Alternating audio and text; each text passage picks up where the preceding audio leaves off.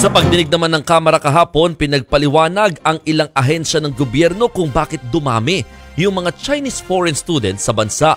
Sa uling tala noong Abril, mahigit 17,000 foreign students ang nag-aaral sa Pilipinas. Sa bilang na yan, pinakamarami ang Indian nationals na sinusundan nga po ng Chinese. Ayon sa Commission on Higher Education o CHED, sa Metro Manila pinakamarami ang mga estudyanteng Chinese. Ikalawa naman sa Cagayan. Halos 1,300 Chinese daw ang nag-aaral doon. Bagay na pinagtataka ng ilang kongresista.